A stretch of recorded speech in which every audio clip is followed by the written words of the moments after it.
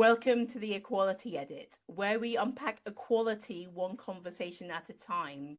So today I'm with Isaac, who's going to introduce himself in a second. So Isaac and I've seen Isaac on LinkedIn for years, and I've always been quite envious of his social media following. But in the summer, last summer, wasn't it? We were brought together in a film called Fighters, which is about disability equality in Britain. And Isaac and I both contributed to the film as disability experts. And actually, when I met him, I realized how funny he was and how much information he had to share about advocacy and leadership and just disability life in general. So I jumped at the chance of inviting him on this podcast. So my highlight, and I hope he's gonna teach me how to, is the fact he's got over 35,000 followers, and I'm only like a tiny bit jealous, I guess. But I think this is a really good opportunity to bring Isaac into this conversation, to start by introducing himself.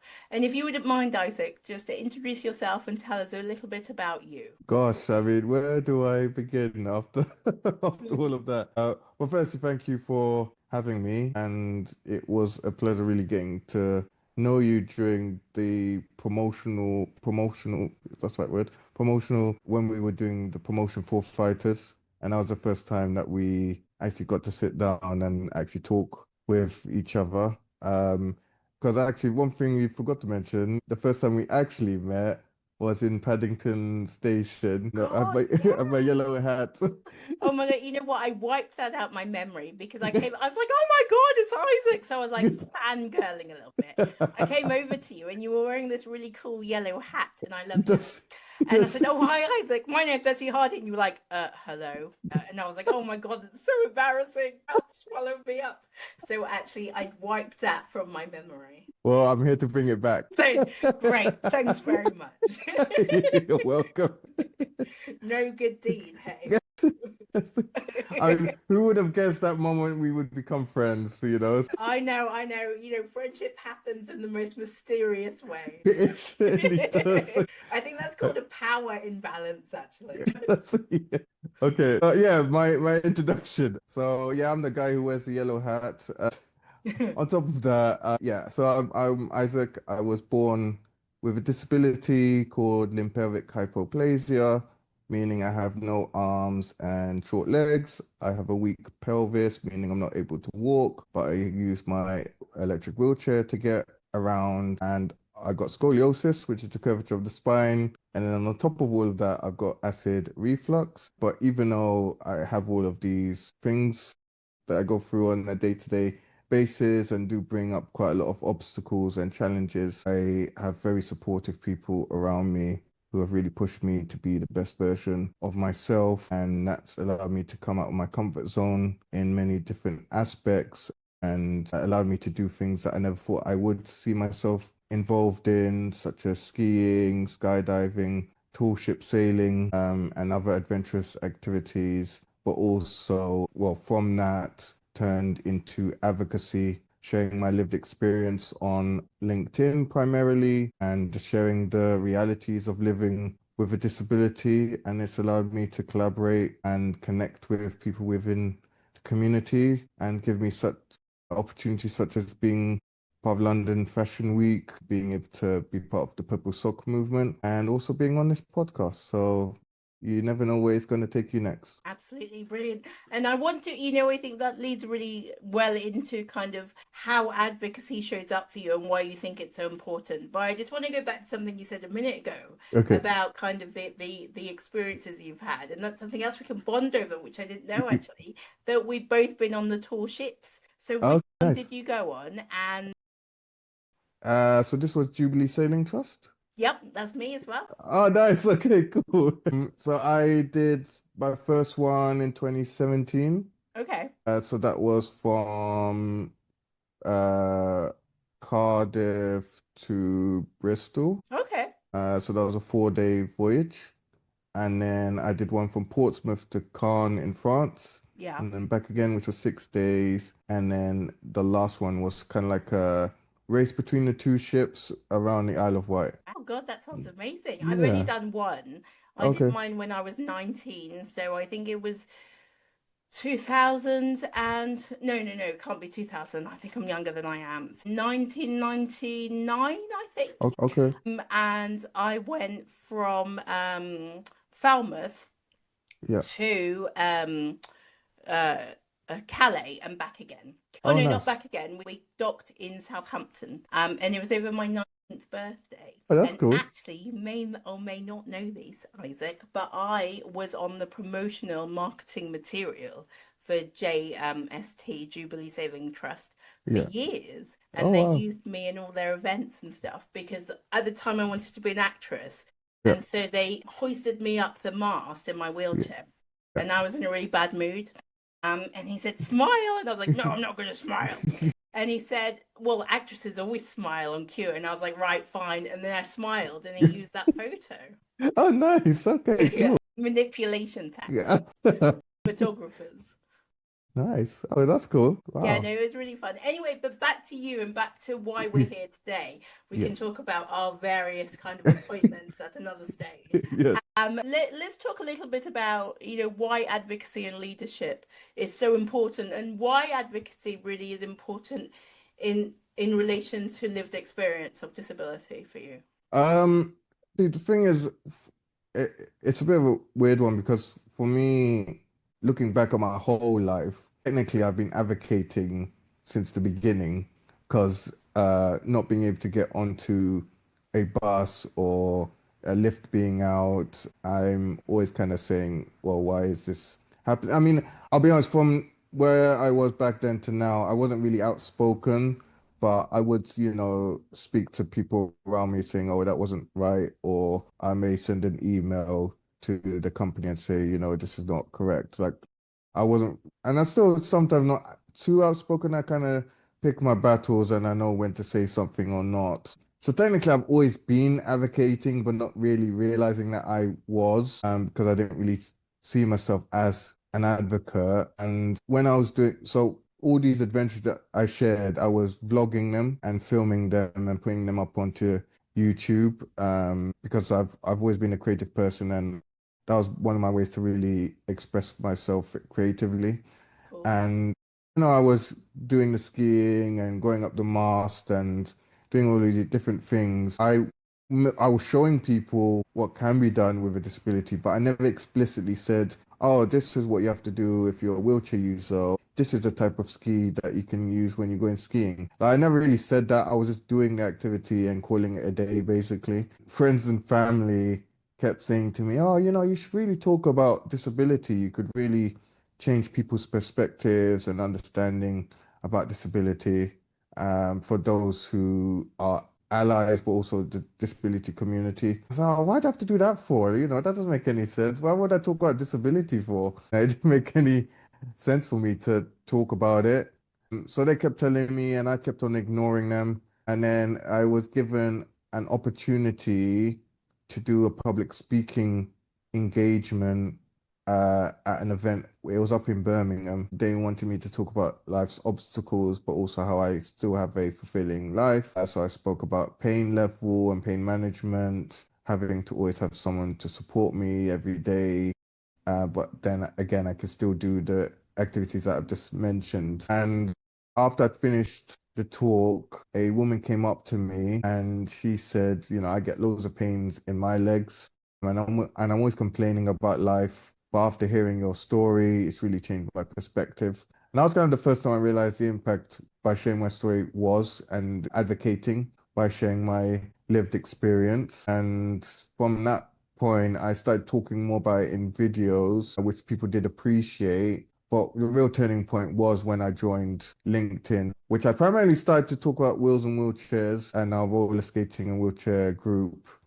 And when it got to, so I signed up in February, and then it was coming up to July, and I was connecting with other advocates. And I heard this month, Disability Pride Month, and I was like, what's this month all about? And I'll be honest, I thought it was a follow-on from Pride Month being in June and then Disability Pride being in July. But then learning that it was more like pride of having a disability and celebrating that. So I wrote a post about it and what it meant to me, and that post ended up going semi-viral, viral. And that's when really saw that I did have a voice in the community and people were connecting and wanting to learn. And then from the Wheels and Wheelchairs turned into more about my everyday stories. Wow, my God. So Yeah. that's quite, I don't know what you think of the word, but it's quite a journey, isn't it? From kind of really almost holding back and not wanting to at all. And I'd love Mm. to, if you're comfortable to discuss the reasons why you didn't want to in the first place.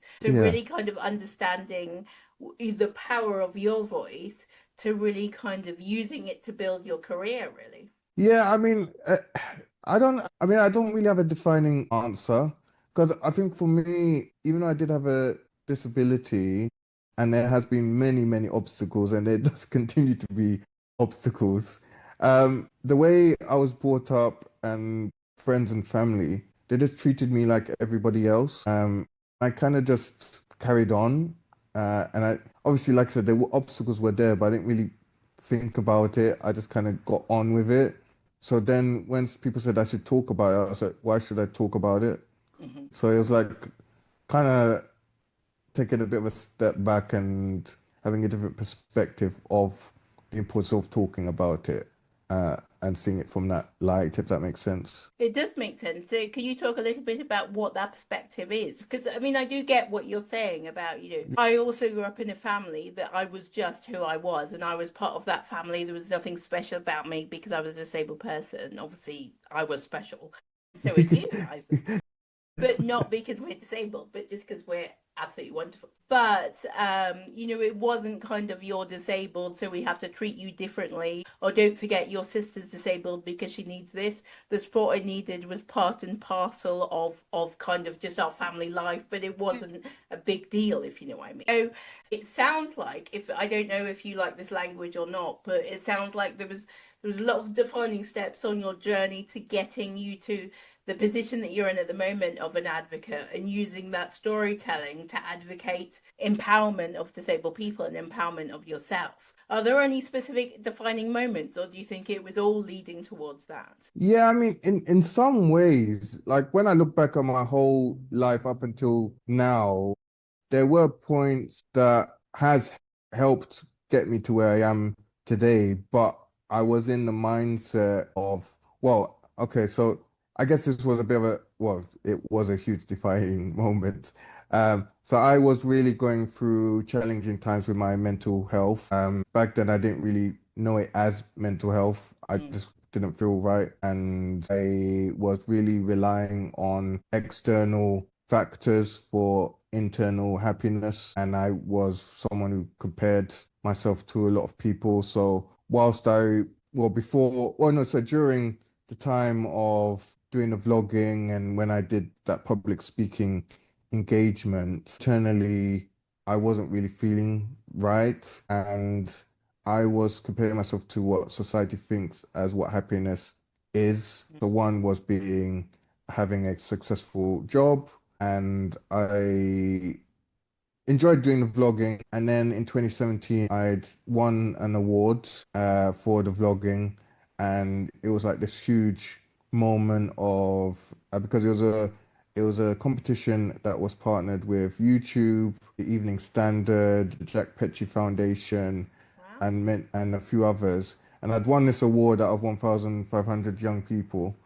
Um, and when I'd won, I was in the newspaper and given an opportunity to go on This Morning and what was the other one? ITV News and London Live. And it was the first time I'd had like TV appearances and live showing. Like this was kind of like one of the first moments. And annoyingly, when it all happened, I was like, okay, well, now I'm gonna get 1 million subscribers and I'm gonna have a mansion tomorrow and I'm gonna get all these girlfriends and all this kind of stuff. And my passion turned into like now it needs to be something successful, and it never happened. And my passion kind of got deflated because I was like, oh, I'm not getting thousands of views and I'm not getting money from this. And it was really sad, like all that passion and excitement to do it was then drained because I wasn't getting the views and engagement. So there was that, and not seeing myself as having something successful. Then being in a relationship was another. I thought to be happy in life, you had to be in a relationship. And when I looked at other influencers at the time, you saw like the happy couples and, as influencers are, and it's got better now, but back then no one really spoke about mental health and the realities of it. So I just thought, oh, it's all happy and sunshine and roses. That's the life that I need to live. And I was really focused on one of my focuses was being in a relationship, and I ended up being in one, so getting into a relationship, and internally I still wasn't happy, and I was like, oh, I've finally got one of the things I've always wanted, and I'm still not happy, and it Mm. didn't really make any sense. And I'll be honest, I became a bit selfish during that time because I was like, finally got what I wanted, so I need to be happy about this. Obviously, being selfish in a relationship doesn't work. So that didn't last very long. And then and then the last thing was I because of like the TV appearances and things like that, people were then looking up to me, and I was seen as this inspiration or motivation. And I was like, oh no, influencers talk about the bad stuff. They only want to hear about the good stuff. And if I talk about something bad, people may feel disappointed in what I have to say. So I never really spoke openly about it. And I was like, well, if I'm sad, it's only me who goes through this.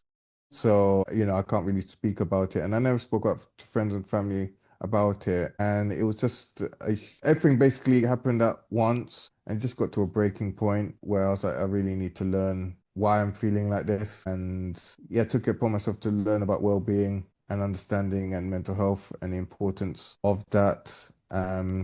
And that's when I learned about meditation and breathing exercises and things like that. Um, and I feel like I've gone totally off topic from your original question. I That's can't all right. remember Bring it what your back. original question was, but yeah, can you remind me that and then I can tie it back? That's really good. I think there's links to what you're saying. First of all, thank you so much for sharing that. And one of I love that you put humor in that as well. But one of the big things that for me and what you were saying is that, and I think a lot of people could probably identify this, and I definitely can identify this with this as well, is that in all of that time, it sounds like there was no role models for you to look up Mm. to or to look at and think, well, this is how I can almost kind of structure what ambition looks like for me. Yes, yeah. I mean, well, I guess the people I was looking up to were kind of like the fake personalities, and I was kind of Yeah, wanting to be that.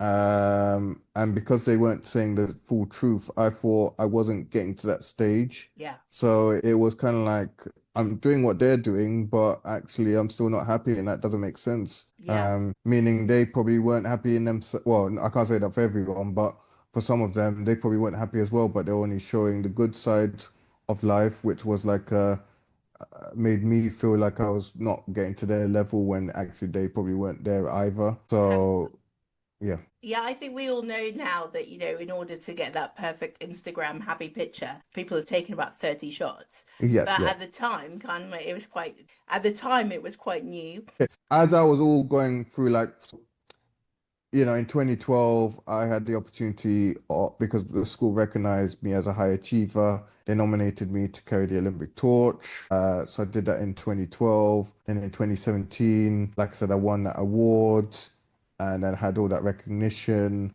And all of these different things that have given me the high profile. They did set me up for who I am today, but at the time I didn't see them as these big things because again, I didn't have a successful job, I didn't have a relationship, Mm. I was seen as this inspiration. I can't talk about how I'm actually feeling. So it was literally all of these defining moments that I didn't realize that were defining moments until later on. So bring it. I mean, that's really that's. I think that's a message for everyone like listening, young people, older, people in work at the moment. That we have to stop sometimes and realize what we've Yes.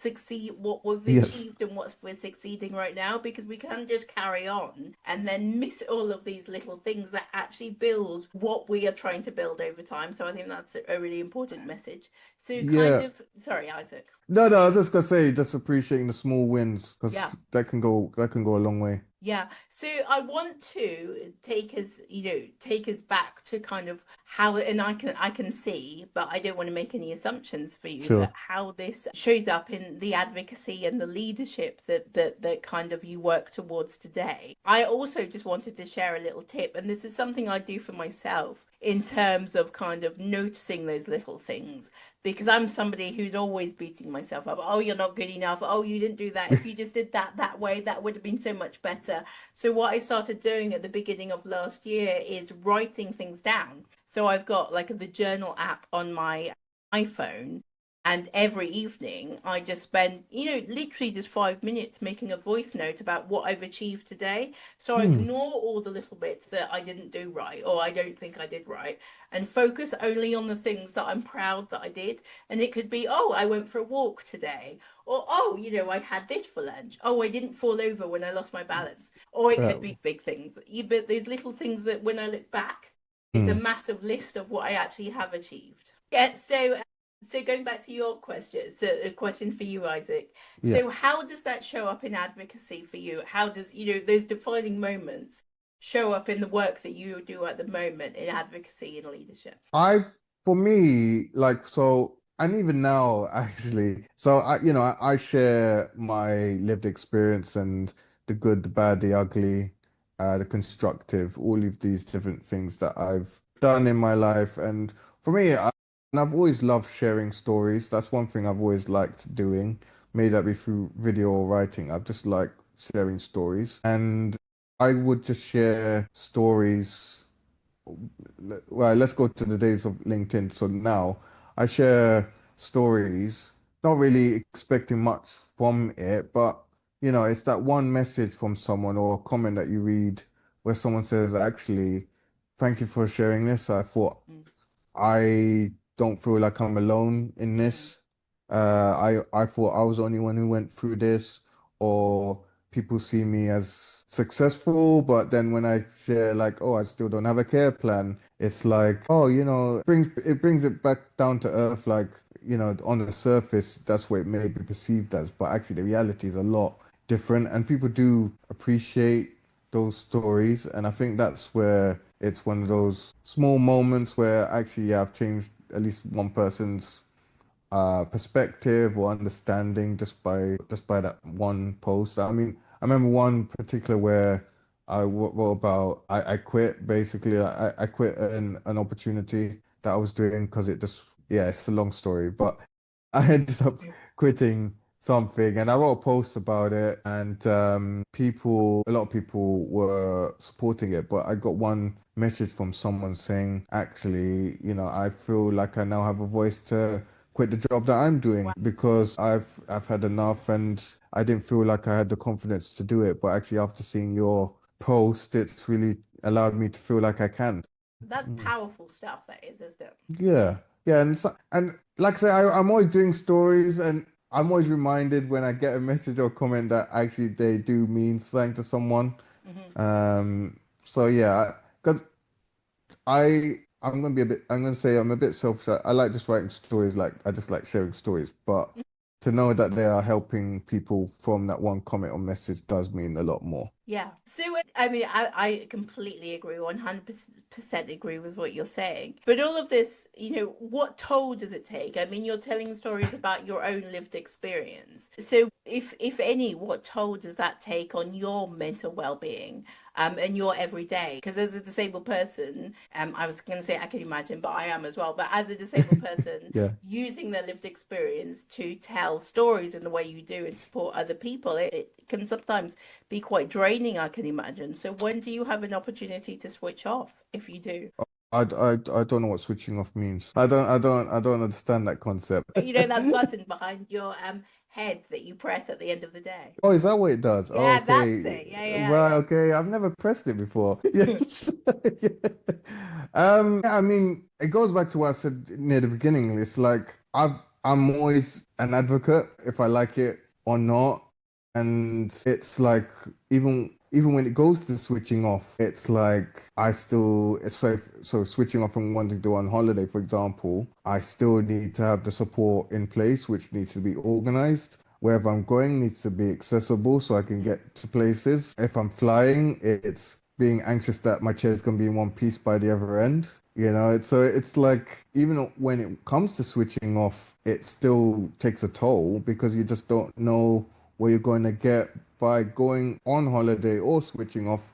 Um, and as someone who does primarily all of it solo, I can go on holiday, but when I get back, I've got to do twice more work because I haven't had someone to go through the emails or get back to LinkedIn messages. So it's always constant. It's a constant leadership role in whatever capacity I'm doing it. Yeah, I agree with you. And I just want to, for a moment, I think it's really important to reflect on something you said because I'm sure some people are listening to this thinking, oh, well, when I go on holidays, I've got more emails to do as well when I get back. But can you articulate in your own words or your own experience why it's different for you as a disabled person than it might be for somebody who doesn't identify as being disabled? So I'll use the recent trip to Berlin.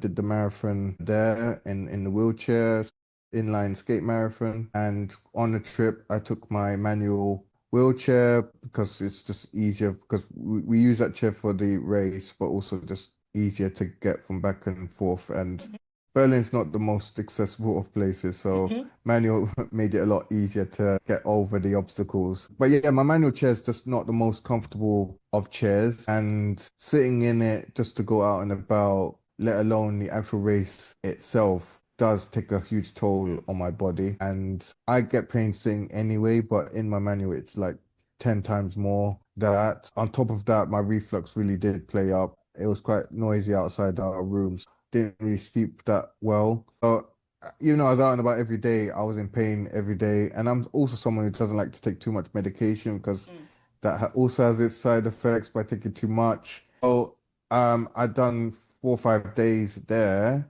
and I thoroughly enjoyed the experience and the time.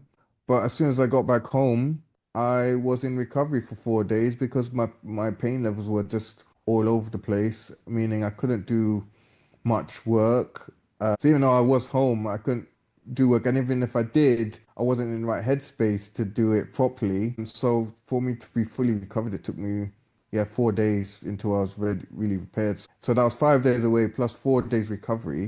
That's more than a week of not being able to go to emails, and then over 7 days of not answering emails and things. It of course it builds up, and then you've got to answer all of it, which takes a whole day in itself. And that day you could have been using for another thing. So it's like, yeah, it's a lot. It's a Yeah, lot. and then compounding on top of that, you've got what you expressed a minute ago about kind of the advocacy for your own access. So getting onto a plane, managing your PAs, and making sure they've got what they need, making sure the rooms you go to are accessible and the restaurants are accessible, and all Yeah. of that. It's a constant. It's something that is mentally draining as well as emotionally and physically draining as well. Yeah, because it's just never ending. It'll be different if we lived in a fully accessible world, but we don't, and people are people, so that's can be a bit challenging too. So yeah, and it's just a constant battle, as some people say it is. Yeah. Actually, So, you express it quite well in the Fighters, actually. oh, well, thank you very much. So, kind of talking about that and referring that to our audience. So some of our audience are going to be disabled people, but a lot of our audience are going to be people that are business leaders in equality, diversity, and inclusion, in charge of accessibility and inclusive cultures for their business and their organization and their teams. So what at the moment, what could people take away from? We've been talking a lot about the fact that there's so much extra we have to think about as disabled people that drains us in all these ways, and we still want to be able to enjoy ourselves. So what can people really take away from what you're saying here? I think we're doing a great example of having open conversation because I think there's a lot of that can be missed in this day and age. May that be because of fear of getting it wrong or cancel culture, which sometimes it's valid, but not always. And I just feel like sometimes we just forget to have the conversation. and an open dialogue of actually what would you need to so I can support you better. And once you have that conversation, it's like, okay, let's see what we can do within our constraints and budget or understanding. Because I think sometimes when it comes to helping people with disabilities, it's going to cost us loads of money and all this kind of stuff. Where actually sometimes it could be something that's not so cost effective and something that can just help, but also realizing that it could help a lot more Yeah. people because anyone at any given time can gain a disability. So, thinking more outside of the disability community, but realizing that actually making something accessible could help a lot more people down the line. And I like to say something that's future proofing the workplace or understanding. So, if we like it or not, we're all going to experience a disability sometime in our life, or we will know someone who will go through it too. So it's something that we should be more open to discussing and not seeing it as a negative or burden sort of thing, because there's a lot that can come from disability, like happy conversations like we're having. Well, I mean, it's a mixed conversation, but we have been laughing quite a lot. So, I completely agree. yeah. I 100% agree with what you're saying. And I really like going back to what you were saying before about kind of just having those open conversations, not Mm. being afraid to kind of open what's the word I'm looking for? Those communication avenues. So not being afraid to open those communication avenues and learning something that you didn't think you were going to learn as a result. It's not all about, as you're saying, it's not all about changing everything overnight, but it's about making those small incremental changes, advocating and kind of guiding, leading the way, being a leader to show actually accessibility and inclusion isn't this massive upheaval that we think it is. It's just about making these small changes to make everybody feel valued and included. I mean, prime example, and for me, again, when I joined LinkedIn, and when that post went semi-viral, I felt I'd been living under a rock when it came to disability because I knew my lived experience and a few other friends in school, but they were mainly wheelchair users. So that was kind of like the only real lived experience I knew about. And when I joined, yeah, LinkedIn and started connecting with people within the community, that's where I learned about image descriptions and alternative text. I didn't know anything about that, and I would see this person's post always doing an image description at the end. I was like, oh, what's this all about? It didn't really make sense. And then connecting with someone with a lived experience, sharing the importance of it. I was like, oh wow, I thought I was making my content accessible, but clearly not. So it started off with me just doing alternative text. And because of that, well, alternative text is the main one. Actually, no, it's realizing that both are important because not everyone has a screen reader. And there's people who just can't process images, implementing that. And, for me, it was like, oh, how am I going to describe images? I don't think I'm going to be very good at that, or how much detail will it need, or if I'm doing it correctly. But there was one particular connection, Mark Webb, I'm going to give him a bit of a shout out here. He did image descriptions that were fun. Uh, he would always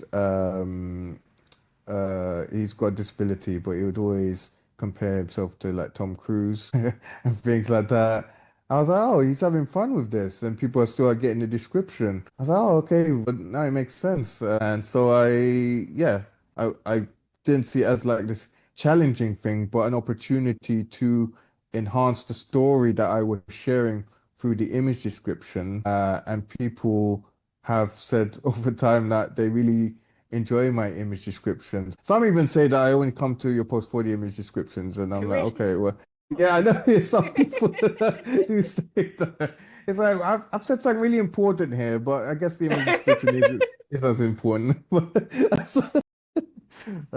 so I've been on that learning journey, and as you say, it's such a small thing, but the amount of people now I'm reaching and people appreciate goes a long way. Brilliant. Yes, again, there's a couple of things. Well, there's a lot I want to take off this, but there's a couple of things I'm going to kind of articulate here. So, first of all, the willingness to kind of know that you don't know something, but learn how to do it. And as a result, the innovation that comes from that as well, I think is excellent. And I think again that that's stuff that leaders can take here, that actually doing things to be accessible and inclusive is innovative.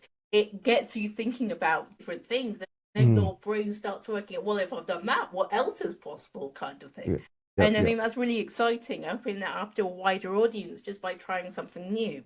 But talking a little about leadership as well, because when Isaac, you and I were planning our conversation, one of the things that you said was really important to you to kind of bring up in this conversation is kind of the role of leadership you have.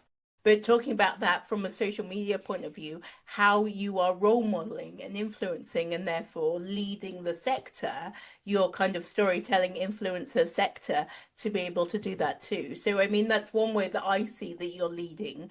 Do you want to expand on that a little bit and tell me a little bit more about leadership from your perspective? Yeah, I mean, for me, leadership is not only having the biggest voice, but also someone who's willing to listen. So I could have carried on posting about my lived experience and saying, hey guys, it's all about me and my disability. And in some ways it's good to share my lived experience, but I think for being like an advocate for a whole community, it's listening to others and reading other people's posts. Because if I didn't read those posts about image descriptions, I probably still wouldn't be adding them Mm-hmm. now. So I think leadership is a bit of, well, sorry, it's not a bit of both. It is both listening and sharing, but it's realizing that it's sharing however much you feel comfortable with. Some people say you share too much, and in my head, I'm like, I'm not sharing enough actually. If I had a lot more characters, I would share a lot more about the reality of living with a disability. But not everyone is as comfortable to do that, and that's absolutely fine. Not everyone has to be an educator if they don't feel comfortable in doing so. I do have to say, it might be a bit controversial saying this, We love a bit of controversy. but you also can't be the same person who's always complaining about things if you're not willing to share what helps you. Because there are some people who say, "Oh, you should know about this," but I'm not going to tell you how to do it. It's like, well, if you don't tell me, how else am I going to do it or learn? So I guess in those instances, it's got to be a two-way street. Because if you don't know, you don't know, and that's like not everyone knows everything. I didn't know image descriptions until I was told about it. I wasn't being ignorant. I wasn't not wanting to listen. I just didn't know. And then when I saw it, I became curious. And then when I saw someone with lived experience sharing about it, I was like, okay, I understand it now, and now let me implement it. So it's got to be a two-way street in some degree. But again, don't be pushed into saying, oh, so tell me about your medical history, please. It's like, no, you don't, they don't need to know that. So, Yeah, completely agree with you. I actually thought you were going to say that. I didn't know what, but I thought that the controversy would be a lot worse than that. But I 100% agree with what you're saying there as well. And I think it's an important message again for kind of people within business. And something that you kind of said earlier resonated with what you said now, and I wanted to bring it up at some point as well, that actually just because you're a disabled person doesn't mean that you have to be a spokesperson. So Mm-mm. not every disabled person is comfortable to say, well, actually, this is my story, and this is how my story can support others. And I think that's a really important message for people within business to remember, that people have to, you can ask somebody, but you need to allow them to say, no, I don't want to, thank you, I just want to get on with my job as an IT specialist or whatever they're Yeah, doing. exactly. Oh, actually, I just want, I am a disability inclusion trainer, but I don't want to talk about my lived experience. I mean, that's Yeah, somebody's choice too. But yeah. I also agree with what you were saying about kind of if you're going to share a problem, support the solution. But I just want to be mindful that when we share that I don't know what you think of this, Isaac, but everyone's different with different experiences, and not Hmm. everybody will be able to come up with that solution. So it's not about expecting that person to come up with it on their own, but collaborating with that person so they're part of that journey to finding that solution that works either for their specific need, but or as a whole working for kind of the whole community, I guess. Yeah, I mean, something that I want to pick on what you've just said there. Like, there are people, I mean, I felt this quite a lot in the beginning of the advocacy journey. was there were some people that I was connecting with who were high in influence and basically were saying, I've had this lived experience and everyone else has this experience. And it's like, well, actually, I don't relate to that. I have a different experience to you. Both be wheelchair users or have upper limb differences, but my experience is not the same as yours. So how can you say that I'm having the same experience as you are? Like you just can't do that. And that's why, the way I speak is like, this is my opinion and this is my experience. I can't speak on behalf of a community because I'm not living in everyone's shoes. Yeah, I mean, yeah. Point is like everyone's got a very unique, different, sorry, lived experience, and we've got to appreciate that. Yeah, 100%. No, nobody, disabled or otherwise, nobody represents the entire community. So anyone that says, "Oh, I represent disabled people," is rubbish. I mean, I know that, and I don't want to bag out on organizations that have memberships. So before they share any information, they've asked their membership. So they're representing their membership through asking them first, and that's different. But anyone that says, "Oh, I represent disabled people," absolutely rubbish. Because how can you possibly? You're one person, you're not a billion people. Yeah, exactly. And So anyone true. that ever asks a disabled person, can you represent disabled people? It's okay to say, no, I can't, but I can share it from my experience. Yeah, absolutely. Let's get on to arguably the most important part of the episode, Isaac. So, when I was asking you to send me some information about you and what you've been doing, you sent me a link to some guides, which I got completely distracted by and Yeah. was late for a meeting. Can you tell us about these guides, please? Yeah, so I'll start from the beginning. So, I've always been a writer and someone who loves sharing stories, as I've mentioned before. And it was a year ago when one of my friends, it was a bit shady in the beginning, actually. He was like, I've got something that you can make quite a lot of money, and you can do it quite quickly. I was like, okay, this What's sounds a this? bit like this this sounds like a pyramid scheme. What's going on here? I was like, okay, but I'm kind of intrigued to hear what you have to say, but okay. So, so yeah, we ended up having a conversation about it, and he was telling me about, actually, I'll say his name. There's a Scott from All for Inclusion, and yeah, he was talking to me about this, what I thought was a shady deal.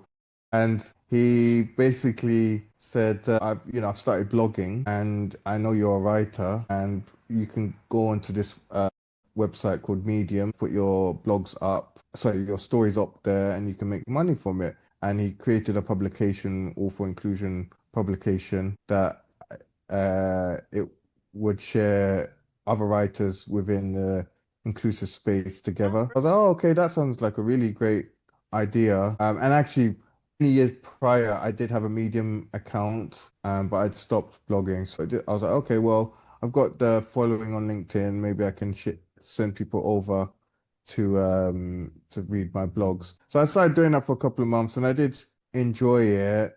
And um, but there was one major issue. Like I would spend hours doing it, but to get the money, firstly, people had to be a member of Medium, which meant the money that they would be paying for membership wasn't all going to me.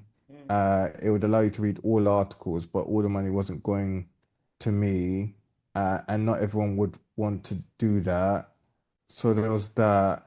And then because I wasn't really getting much engagement and viewings per article, as it went, because there was like there's a boosting program. So Medium would boost your article to loads of people, and then you would get like one of them made $80 within a month. But that wouldn't happen with every article. And when calculating it, because I'd spend maybe 4 or 5 hours on each blog because I'd Mm. write it, then I'd get pictures for it, then I'd do the image descriptions, and then I'd format it and all these different things. So it take 4 or 5 hours per blog. And when calculating it, per blog was probably I was earning about 1 cent Yeah. uh, per hour. And it's funny because one of my friends who was kind of mentoring me, He was like, "Oh, you gotta stop blogging." I was like, "No, I believe in the future. This is gonna be the next big thing." He was like, "No, it won't be. You gotta put your time into things that are actually making you like money back." I was like, "No, I'm not gonna listen to you." And then he ended up being right because I was like, "Yeah, I'm getting a bit burnt out doing this and getting nothing back." During this time, yeah, this year. I did start a buy me a coffee link because I've always felt a bit weird asking people for money to support me in a way because I feel like a public speaking engagement, at least I'm giving something back. And I know my posts are, but it just felt different asking Mhm. people for money in this way. But just thought I'd give it a go. And I started sharing the link after each blog, and I was making a bit of return. And I then stopped blogging uh, and I stopped doing buy me a coffee because it just felt strange asking people for money. And then I think I had a few conversations with people, and they're like, "No, actually, your value and people do value what you are bringing into the world." So I thought, okay, you know what? Let me use the shop function on Buy Me a Coffee and turn my blogs into guides Mhm. that people can buy. So I have been, I'll be honest, I've been utilizing a bit of AI to help me with this. But it's putting in, yes, yes. I'm joking. I love AI. Okay, I was ready to defend myself. No, so I've been putting the blogs that I took hours writing and allowing it to help me format it into guides, but also, I believe AI is a tool, not a replacement. So I'm Mhm. still putting my whole self into it and making sure it does sound like me and the stories still do make sense and adding in worksheets and everything to it. And, I did my first guides, fame, so lessons learned in fame, fortune, and sustainability. And I I put that out, and the first person bought it at £7, and that one sell just made it all worth it Yeah. because blogging, like I said, was making 1 cent, but that £7 made that all those hours worth it. Yeah. And it's a tangible thing that you can see that somebody's really benefiting from it straight away, can't you? Because, Yes. they've taken the time to do that. Yeah, and I feel more motivated to do that. But also, speaking of AI, I'm also going to be creating guides. So one side is creating story-driven guides, so lessons that I've learned through lived experience and how people can put it into their own day-to-day life. But also, I do talk about AI and how I use it when it comes to accessibility, how to be more productive and different ways without losing human voice. Because Awesome. I'm not someone who just does a copy and paste. I think like I said, it's a tool, not a replacement to people. I am going to be creating free, as in like n for no money, guides for when I talk about AI and how I use it. Because I think AI should be something that anyone can access and understand. But there is an option on Buy Me a Coffee if people see value in it to say, "Oh, I want to put £1 into this." But I'm giving them away for free because I think it's something that everyone can needs to learn and bring a bit of a level playing field. Brilliant. I can't wait for those AI guides to come. Yep.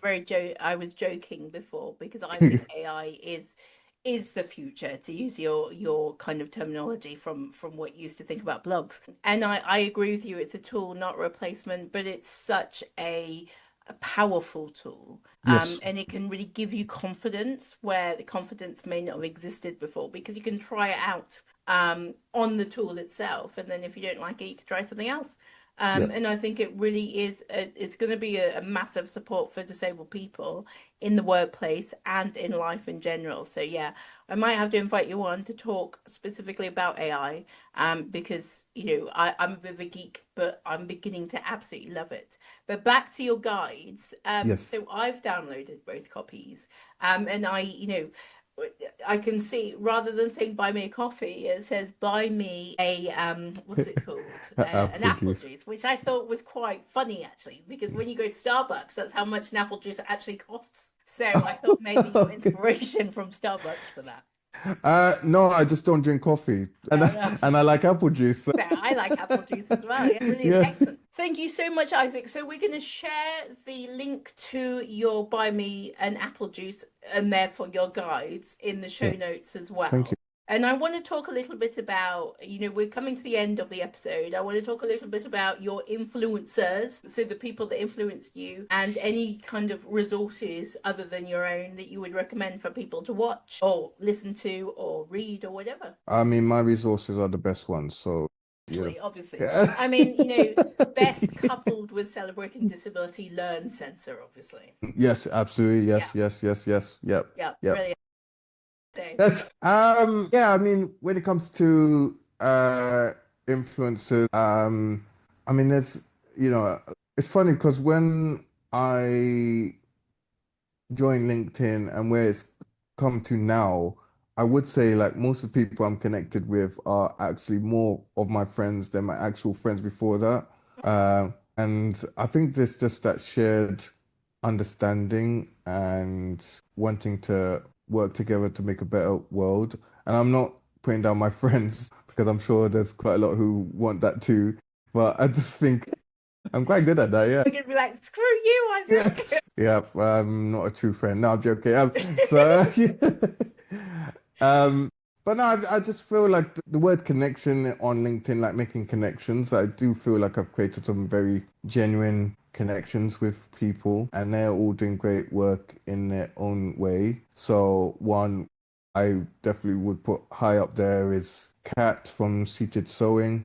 She's an amazing individual, and I met her through London Fashion, sorry, Adaptive Clothing and London Fashion Week. And I mean, it's a very long story of how we met and everything like that, but ultimately, she makes bespoke adaptive clothing for individuals. And I've been very fortunate that she's made me a couple of outfits now, and each outfit has improved every time, but also for the first time in ages has actually made me feel comfortable in my own skin. And that can't be said by like clothes that you buy from Primark or anywhere else of these places. Like when you have clothes actually made to fit your body and makes you just feel so confident and comfortable. And one moment that really made me feel like myself was when she made me an outfit when I collected my MBE and made me look better than King Charles himself. So, but moments like that was like a special moment, but also wearing something that fits me was like, yeah, this is cool. Yeah, This is very yeah, yeah. cool. Yeah. Uh, Goes to that kind of, as you say, kind of being comfortable in your own skin, kind of feeling confident to be yourself when you've got an outfit that reflects who you truly are as a person. yes, and that's not something that you can get all the time. So I'm very grateful to her. Also Nick Wilson, a disabled adventurer. He has been a good friend of mine. Like every friendship, it does have its ups and downs, but every time we do come back stronger. And he's someone who really showcases accessibility as a wheelchair user, but was also really in a passionate way, wanted to make sure that I one day will get a wheelchair that I'll have more flexibility to go adventuring. I mean, I'm already an adrenaline junkie, so once that does come into fruition, there will be no stopping me. But, even like someone like himself to have that passion to support me in being able to get myself out there and explore nature and the world in that way is great. And I really do like his videos and showcasing accessibility in different ways. And I feel like I should give him a shout out because we were both in the documentary. But Michael, Just for the audience, that Luke was a joke because we both obviously know Michael, and absolutely, yeah, he was good. yeah, so he got us together to be part of the Fighters documentary. And I think to be given that platform and how well it came out, I mean, it was because when it first came out, I hadn't seen it, and I was only hearing and seeing other people's reviews. So Mhm. I really need to see it. But every time there was a showing, I'd be busy that evening or during that day. So when I had the opportunity to actually go and see it, and actually sitting in the cinema and watching it, I was like, wow, this is amazing. And also, it came at a time where it was, I don't know if you felt the same this year for Disability Pride Month, where it didn't feel like much of a celebration. Yeah, and it was just like the government were against people with disabilities, and there were so many obstacles, and I didn't get much opportunities. And I was like, let me just get a job in McDonald's. It'll be more fulfilling than this. And I just can't be bothered with advocacy anymore. And I was just like, I just don't want to do this anymore. And actually watching that film made me understand the importance of my voice and community. And it was that really made me understand actually I got to carry on this fight because yeah, we got to keep doing this together. So yeah, that film was so powerful. It even moved me actually. So yeah, and it's thanks to Michael and Jack for the opportunity and making us look so beautiful. Absolutely, absolutely. No, I completely agree. So, just for our listeners, that's Michael Grimmett and Jack Tompkinson, and Jack runs Ben and Jack Studios. And we Yeah. will put the links to all of those people that Isaac spoke about in the show notes as well. So you can find out more about those people as well. So, Isaac, where can people find out more about you or get in touch with you? So my main platform is LinkedIn, and that's Isaac Harvey MBE. And I am on other platforms, but LinkedIn is where you'll see most of my stuff. I mean, yeah, I do have Instagram and Facebook. I am Isaac Harvey, but LinkedIn's where you'll find me. So, if I was a listener listening to this, I'll be like, why hasn't she asked you how you got your MBE? We can't, and it's all, you can't have an MBE without having that related to leadership. So tell us the story. Right. So it was 2020. Our favorite Prime Minister Boris Johnson. Mm-hmm. He was giving out during COVID and just the tail end of it. He was giving out the Points of Light award, and every day would highlight someone who's doing good work within the community. And me and Mahayman Jamil, who is like the founder of Wheels and Wheelchairs, we were given it jointly for what we were doing with Wheels and Wheelchairs and how we are allowing people with disabilities to come out and join us skating. And it was nice to be recognized in this way, especially as it highlighted what we're doing and more people could potentially join us in London. So it was nice to get that, and it was given to us on the 3rd of December, which was International Day of People with Disabilities, which was very cool. So then it about a year later, so 2022, it must have been um around April, May time, we were invited to go to 10 Downing Street Wow. for a garden party for most of the people who had got the Points of Light award, um, which I ended up going to. And there is a funny story attached to that, but I'll leave it here. I'll leave that for Tune in now. next time. Yes, yes. Because I said, like I said, this is a long story, but we'll keep it short. On the day, they said, "Oh, Boris Johnson's not in." This was when we were outside queuing. Said, "Oh, Okay. Boris Johnson's not there." And we're like, "Okay, cool." And then we got there, and then once we were in, they said, "Oh yeah, actually, he is here."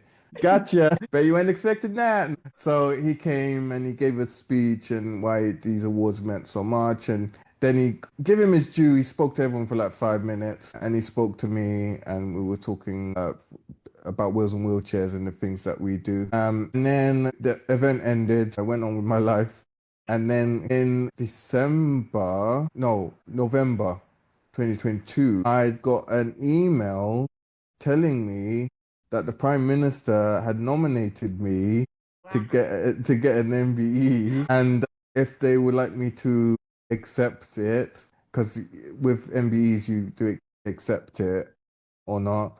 And I couldn't tell anyone, but I did tell Wow. my mum. I had to tell someone. And yeah, I ended up saying, I feel this is a great reflection on the disability community as a whole. And without the community, I wouldn't be where I am today. So I ended up accepting it. And so to answer the question, I got it because of my commitment and services to people with disabilities. and I guess you could say the leadership to tie it in. So then, yeah, that was announced beginning of 2023, and because of COVID, there was like a huge backlog. And then yeah, it came to November 2023, so literally a whole year later, and invited to Buckingham Palace, and by then it was the King, and yeah, he awarded me in Buckingham Palace. It's Uh, incredible. That's but really again, amazing. so to the going to 10 Downing Street, I connected with someone on LinkedIn, and we were talking up various different things. Because it was during the summer and it was like a really hot summer, and she put a picture up of someone someone plugging in a fan on a train. Uh, and I just commented on it, and then we kind of just connected from that from that picture post. And we organized to meet in London, just to meet up after having like the connection. And it was set on a certain date that we were gonna do. So then I got the email saying, "Oh, we invite you to 10 Downing Street." I was like, "Well, I can't bother to find someone new, and I've never met this person before, but I'm just gonna ask them if they want to come with me to 10 Downing Street." So literally, someone that I'd never met in person before, I took them to 10 Downing Street.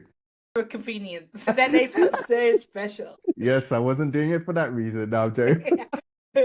Um, so yeah, yeah. So I invited someone, yeah, I'd never met before to 10 Downing Street. Well, it was nice because I guess it was like a different bonding experience. But you know that that's really funny for a non-disabled person. Am I assuming correctly that they supported you as a PA as well? Mainly for eating and drinking. Okay, yeah. So for a non-disabled person, that's going to sound really strange, isn't it? But for a Yeah, disabled person, I completely identify with that. Like, oh, I need to go. This person looks nice. They'll do kind of, not yeah, in that kind of flippant throwaway way, but it's so much more natural, I think, that when you have support needs, that you are, we're open to kind of bringing in new people with us. yes, yes. I mean, Yeah. don't get me wrong, I would have had to have got someone to come with. Well, no, actually, no, I wouldn't have had to because it was me and Mahayman who were going to get it. So I would have had someone to support me Mm. because because the thing is, the other thing is, I was just like, I don't really want to cancel and then choose another date. I might Yeah. as well just keep the same date. And they were happy to do it, even though it was the first time we'd met. I Yeah, mean, it was say no to going to 10 nice. Downing Street, really. I mean, you think it's about you, but I don't think it was about you, really. It's always about me. Oh, yeah, sorry. My apologies. Second funny story. So I was very good at not telling anyone for a whole month that I wasn't going. I mean, I, to be honest, when I know I'm not meant to tell anyone, I'm pretty good at it. I didn't even tell close friends or anything. Wow. I don't know how, well, it could have easily slipped up, but I didn't. It was, so I knew it was going to be released on the 1st of January, 2023, and I was mentally preparing myself for like a post to go out, start of the year. Oh, I've been nominated for an MBE, and this year's gonna be strong or whatever. So I was all ready for that. 1st of December came around, and someone in the morning said, "Oh, congratulations." I was like, "What do you mean congratulations?" And they said, "Oh, yeah, your MBE." I was like, "How do you know about this? Like, this shouldn't be public knowledge. How are you congratulating me?" And then someone else said it. I was like, "What's going on? Like, this is really weird. Like, how are people knowing about this?" I found out that actually it was released on the 31st, not the first. Oh, very late. So it meant I had to quickly change my post because I needed to get something out that morning. So I was like, oh, great, thanks for that. So that was announced at the end of the year, and I kind of had to do a wrap up of the year through that post. I Not mean, not that's what a was, cool way to introduce the wrap up of the year, though, isn't it? yeah, it was, but not planned. Yeah. Uh, and then the last funny story, at Buckingham Palace, they were showing us, so there were three massive rooms because there was 80 people receiving an award on the day. Okay. But it wasn't just MBEs, it was MBEs, OBEs, and knighthoods. And people were just receiving that, all 80 people. And when it comes to meeting new people, went or not, I don't. I just see them as people. Obviously, it's a great honor to speak to some people, but for me, it's just like, it's just someone else. It's just a So I was like, okay, well, I saw other people how they were doing it, but because they had massive TV screens to show people getting me awards there. So I was like, okay, I kind of get what's going on. And people went in two halves, so like 40 people went in the first half, and then 40 people went in the second half. I was Mhm. in the second half category. Some guy comes in, like some official person comes in, and he's like, when you go in, and he gives us this whole protocol, right? He's like, when you go in, you wait for your name to be called, then you go in, then you face, no, you go forward, then you face the king, then you got to bow your head, then you got to go towards him, and then you've got to address him as your majesty. Then you call him sir afterwards, and then you have a 2-minute conversation. And I was like, oh my gosh, I've only got one take on this, and I'm about to go in. And now you're telling me all of this. Wow, that's so much to remember. Like within like, yeah, they just told us that just before going in. I was Jeez. like, yeah, thanks a lot. I was like, I've only got one take on this, and I can't mess this up. I literally can't mess this up. So that's when my mind was racing, and I was like, oh my gosh, I can't like, all right, cool. So I've gone in, and it's in like a queuing system, so people go one by one, Mhm. and then I'm it's I'm up for like, so I see person in front of me go, and then my name gets called. So I've gone in, I've turned around and to face the king, bowed my head, and then I've gone towards him. And so for context, the king's on this pedestal. Okay, of course So it is, he's yeah. like, yeah, so he's standing on this pedestal higher on everyone else. So he's on this pedestal. So as I've approached him, he's come off the pedestal, right, to put the MBE on me. Hmm. But that completely threw me off again. Oh my God. Because I was like, that wasn't part of the plan, Yeah, you didn't King. tell me that bit. That wasn't part of the plan. You should have told me. So I've kind of I slightly fumbled my words, but I said, "Oh, Your Majesty." So then yeah, he's come over and yeah, he came down, but to give him credit, he actually stayed down as well. Oh wow, So yeah. he didn't go back onto the pedestal, and he literally yeah, was talking basically on my level, and we had like a 2-minute conversation, but not many people could say that the king came down to their level. No, So I thought it was going to end by you running him over or something because you weren't sure where to go. That's really cool. I've heard, I mean, obviously, I've never been anywhere near the king, but I have heard that he's quite a nice man Yeah, actually, to be honest, to give him his due, it was a pleasant conversation. to talk about. Well, we spoke about accessibility and how the world is uh, getting better, but then there's its flaws, and we spoke about my advocacy work because there's only so much you can say in 2 minutes. You're still very fast, yeah. So it's like you only had to do the bullet point version. So yeah, we spoke. Yeah, and but the one thing he really said, what stuck with me at the end was he said, "I hope this award makes you want to carry on doing what you're doing." And I said, "Yes, it does." And then I just had to do everything in reverse and not run over his feet, and then exited. But yeah, it was nice. So brilliant. Thank you so much, Isaac. So we are at the end of the episode now. Is there anything else you would like our listeners and viewers to know? I mean, there's so much more that I could share, but I think we'll have to save it for part two if you'll have me on again. I would love to have you on again. Yes, we will have part two, where I will have my MBE and then we can compare notes. Yeah, absolutely. I would love to hear Absolutely. your experience. So, just to say to everyone, thank you very much for tuning in and watching or listening. Please don't forget to subscribe to this YouTube channel to see more stuff coming in. If you are interested to find more about the work that Celebrating Disability does, please look at our website, celebratingdisability.co.uk. If you're interested in finding or connecting with Isaac, please do so on LinkedIn or buy his guides by buying him an apple juice. And so until next time, goodbye and good luck unpacking equality in your workplace. If you're watching on YouTube, don't forget to like, subscribe, and press the notification button so you don't miss anything. If you're watching on Spotify, give us a 5-star rating.